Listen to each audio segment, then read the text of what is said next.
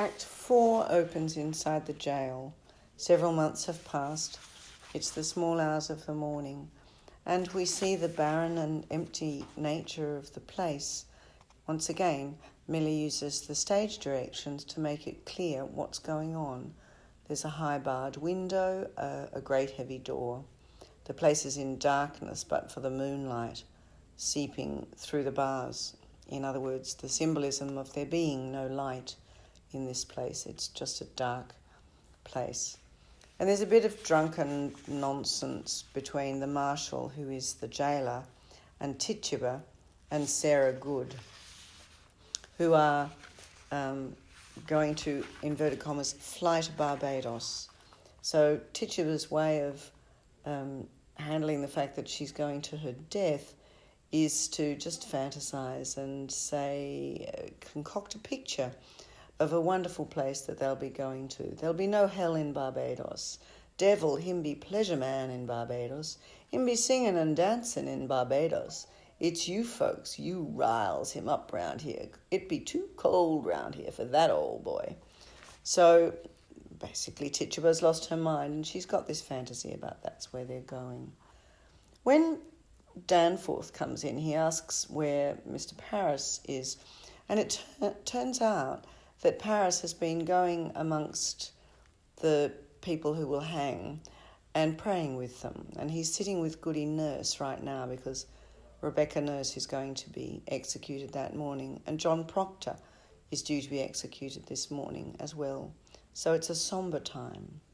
As the conversation goes on, it's clear that Cheever and other people who are there, Paris himself, who is not happy with what's happening, very uncomfortable, and Hale, who is also going to come in a minute, they're suggesting that people have really had enough of what's going on. And in their conversation, we learn that in a nearby town called Andover, the townsfolk have, where there's been a witch hunt there as well, the townsfolk in Andover have actually said that they're not having any of it, and they're not going to pay attention to what the court is saying they must do. So there's, I suppose if it were on a ship, you would call it a mutiny, where the townspeople of Andover are throwing over the religious authority that judges them.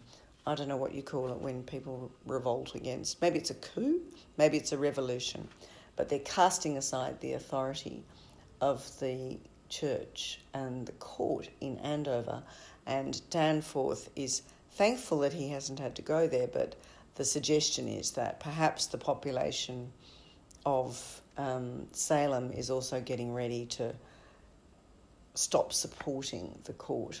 So we hear as well that the place has been badly neglected. We hear that there be cows wander in the highlands, now their masters are in the jails, and much disagreement about who they will belong to now. So people are squabbling and bickering over who's going to inherit the property of the people who are being put to death. We also know that there are children who are orphaned and neglected. So we have weeds growing by the side of the road. So we're now looking at a society, a village that is completely broken down and fallen into decay and disrepair. Danforth, the suggestion is made that there should be some postponements. And Danforth says no, he won't do that. And he says that several times. He even denies that there's a rebellion in Andover. He just won't hear anything which violates his application of the rules in governing this society. But Paris comes in on page 110 with some really awful news, and he is justifiably terrified about telling him that his niece Abigail has run away with Mercy Lewis. The girl who started all this trouble has shot through, and she has taken the contents of his strongbox, that's his safe, with him. So Abigail and Mercy have raided Paris's coffers, taken his dough, run away to sea, and they will never be heard of again. He breaks down. And Paris says, "You are a brainless man," which I think we all kind of knew. So on it goes. We're given this picture of a society that's now completely broken down. Rebecca is about to be executed, and Haythorne points out that what she might do is to stand on the gibbet. That's the thing that's going to, where the noose is hung from, on page 112. This is a good quote. "If Rebecca stands upon the gibbet and sends up some righteous prayer, I fear she'll wake a vengeance on you." So Haythorne is foreseeing that as she goes to her death, Rebecca will call up some sort of vengeance on Judge Danforth for all of the evil that he's perpetrated, and then the townsfolk will turn. So Paris says, "I would postpone these hangings for a time." Danforth straight away says, "There will be no postponement." A couple of lines later, he says, "There will be no postponement."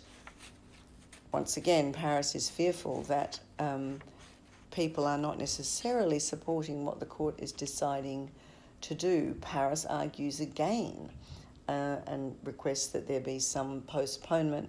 But over on page 113, about halfway down, Danforth makes a very long speech. It's very rhetorical, it's very declarative. "Now hear me, and beguile yourselves no more." In other words, listen to me, stop fooling yourselves. "I will not receive a single plea for pardon and postponement." He's saying, I will not turn. I will not weaken. I will not change my mind. So stop asking me to. He says, "Postponement now speaks of floundering on my part. Reprieve or pardon must cast doubt upon the guilt of them that died until now." He says, if I change my mind and let any of these people free, then what does it say about the people who've already died, the people that I already condemned? I'll just make myself look weak. Notice again and again, he is not interested in whether he's doing the right thing according to the facts of the matter. He is interested in making sure that he has exercised his authority as a judge and dominated and enforced the rule of law. So then they move on to discussing John Proctor. Proctor is described as being just like a bird. He doesn't do anything except when you give him some food, he'll take a little. He's been violent in the past, but when Danforth asks, has he struck at you again? Herrick says, well, he can't because he's chained to a wall. So John Proctor is chained to a wall and occasionally being given something to eat. We learn that he hasn't seen his wife for some months. But the idea comes about that if they could get Elizabeth to talk to John Proctor, they might be able to persuade him to recant and to admit that he did consort with the devil, and in that way save his life. Hale, who, remember, has quit the court and denounced it, is describing with great compassion that there are orphans wandering from house to house, abandoned cattle below on the highlands. The stink of rotting crops hangs everywhere, and no man knows when the harlot's cry will end his life. And you wonder if rebellion spoke? Better you should marvel how they do not burn your province. Hale can see that what Danforth is doing by sticking with the executions is calling upon himself a rebellion. The people will not continue to put up with this, but Danforth is not going to hear it. Hale says that he would like to save John Proctor's life. He says that to Elizabeth on page 115. And Hale asks Elizabeth to speak to him and say that he says that it was a mistaken law. Hale says, cleave to no faith when faith brings blood. This is a man who is very disillusioned. He advises Elizabeth that it's a mistaken law that leads you to sacrifice. Life, woman, life is God's most precious gift. No principle, however glorious, may justify the taking of it. And this is at the heart of Hale's view of Christianity as opposed to Danforth's. Danforth's view of their belief is that it's all about the authority and the control and ridding the world of the devil. But when you boil everything else away, Hale says, if God gave you a life, you have a duty to God not to lose or give that life away. And that's the reason that he's justified in asking Elizabeth to persuade John that he should not go ahead and that he should recant. Danforth says coldly, he will die with the sunrise. That's on page 116. Elizabeth says she doesn't promise anything, but she does agree to speak with him. So they bring him forward, and Elizabeth and John have a very touching conversation where he inquires about the baby. He inquires if there's any word of their sons and hears that they're safe. And then they have a conversation in which, although she insists that it's John who needs to decide and that she doesn't want to influence him in any way, she does say that she wants him alive. And when John hears that Giles has withstood the court and has managed never to admit to consorting with the devil so that he can die a Christian, because if he hasn't agreed that he consorted with the devil, then the charge has not been proven. And if he dies a Christian, his property goes to his sons. On page 118, there's a very affecting vignette where Elizabeth says, he stand mute and died Christian under the law, and his sons will have his farm. It is the law. John says, how does he die? Elizabeth says, they press him. Great stones they lay upon his chest until he plead, aye or nay. They say he give them but 2 words, more weight, he says, and he died. Proctor is so moved by this. He says, I've been thinking I would confess to them, Elizabeth. What say you if I give them that? Elizabeth says, I cannot judge you, John. She's a bit infuriating in the way she doesn't just go, yes, yes, please, please, stay alive. Proctor wants her approval. He wants her to say yes. He wants her to say, and he says to her, what would you have me do? And she says, I would have you do as you will. But then she says, I want you living, John, that's for sure. He says, I can't mount the gibbet like a saint. It's a fraud. I am not that man. He's learned to hate himself for what he's done. My honesty is broke. Elizabeth, I'm no good man. Nothing is spoiled by giving them the lie that were not rotten long before. He says, look, one last lie is not going to make any difference. I've got myself into this mess and I've been dishonest and I've done the wrong thing in so many ways. One more lie serves no purpose. He says, I would have your forgiveness, Elizabeth. And she won't give it to him. She says, it's not for me to give, John. She says that I should not forgive you if you'll not forgive yourself. It's not my soul, John. It is yours. She's very respectful and refuses to take responsibility or to be the person who permits him to give his life away or to take it back. Whatever you will do, it is a good man that does it. And then he says, all right, I will do it. Elizabeth says to him that she's thought about it over these 3 months, and she realises that she was responsible, at least in part, for what went wrong between them and what he did with Abigail. She says, it needs a cold wife to prompt lechery. And he doesn't want to listen to it.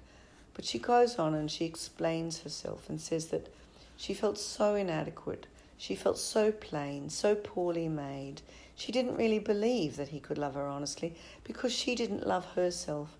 And so when he kissed her, she didn't trust it. And she didn't know how to say that she loved him. And she says, "It were a cold house I kept." So the pair of them confess their true understandings to each other, and they're very close at this time. Elizabeth says, "Do what you will, but don't let anyone be your judge. There be no higher judge under heaven. I never knew such goodness in the world," is what she says to him. And he says, "I want my life." And everyone in the audience breathes a huge sigh of relief. Haythorne says, "You'll confess yourself." Proctor says, "I will have my life." Haythorne says, "God be praised," and goes and tells everybody. Proctor doesn't like this being a cause of jubilation. She says, Elizabeth says, "I cannot judge you." And Proctor says, "Then who will judge me? God in heaven." What is John Proctor? What is John Proctor? He moves as an animal, and a fury is riding in him, a tantalized search.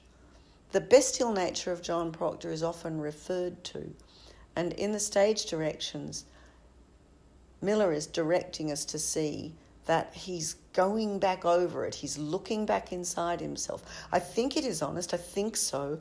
I'm no saint. Let Rebecca go like a saint. But for me, this is a fraud. He is preoccupied with the fact that he has not been good. And then Danforth comes through saying, "Praise be to God," and gets ready for him to dictate and sign a statement. And Proctor, with a cold, cold horror, says, "Why must it be written?" And Danforth says, "Why, for the good instruction of the village, mister. This we shall post upon the church door." And Danforth's just pushed his luck that bit too far, because as well as getting the confession, he wants to humiliate John by publicising it. John Proctor hates himself for what he's done. He's come to terms with being able to live through what he's done, but finding out that Danforth is going to make a public spectacle of him after he's done it, he won't be able to return to his life and just live with his own sense of having damned himself. There's going to be a piece of paper sitting on the church door reminding him and everyone else who goes by. And Proctor loses it. And he says, he begins to do it. He begins to say, "Yes, I did see the devil, and I did see his work upon the earth." And then Rebecca Nurse comes in. And when she sees what he's doing, she's incredulous. Rebecca Nurse is the purest, most unyielding, kindliest, nearest thing to perfect person in the play, I think. She says, "John, why John?" And, "Oh God, send his mercy on you." She can't believe. She knows John Proctor's character so well, she can't believe that he's doing what he's doing. And then John backs out. Danforth says on page 122, "Did you ever see Martha Corey with the devil?" And he says, "I did not." "Did you ever see anyone with the devil?" Proctor says, "I did not." And Danforth gets angry and says, "I can't trade your life for a lie. You have most certainly seen some person with the devil." And he just won't agree. Proctor has gone as far as he can. He says, "They think to go like saints. I like not to spoil their names." Danforth says, "Do you think they go like saints?" Proctor says, "This woman never thought she did the devil's work." He calls out the lie that everybody knows is going on. And then Danforth lectures him and presses him and wants him to incriminate Rebecca Nurse. And Proctor says, "I will speak my own sins. I cannot judge another." And that is exactly what Arthur Miller said when he was in front of the House Un-American Activities. "I will not speak the name of another, that trouble may come upon him. So then it's all over. Proctor says, you've all witnessed it, I've said it, it's enough. Danforth says, you will not sign it. Proctor says, you've all witnessed it. What more is needed? Danforth gets angry and says, you will sign your name or it is no confession. Proctor says, no. He refuses to sign it. Danforth pushes him a few more times. The temperature in our crucible is rising because the heat is being applied. Danforth insists. He keeps asking him. Proctor says, no, God does not need my name nailed upon the church. God sees my name. God knows how black my name is. It is enough. You will not use me. I am no Sarah Good or Tituba. I am John Proctor. You will not use me. It is no part of salvation that you should use me. And in the end, he says, I mean to deny nothing.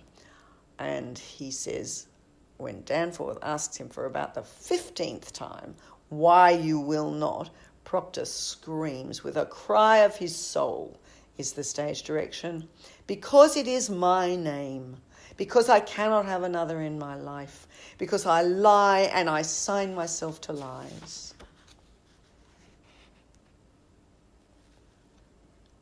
And straight away Danforth says,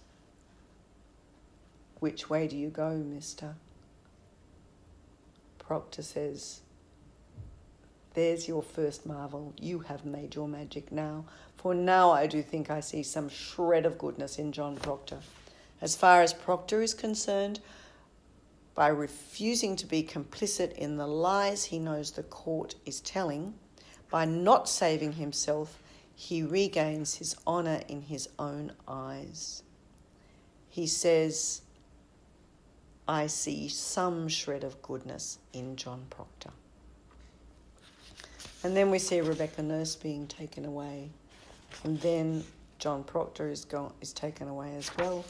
And we see Elizabeth supporting herself against collapse, gripping the bars of the window, and with a cry, as he dies, we hear only the drums.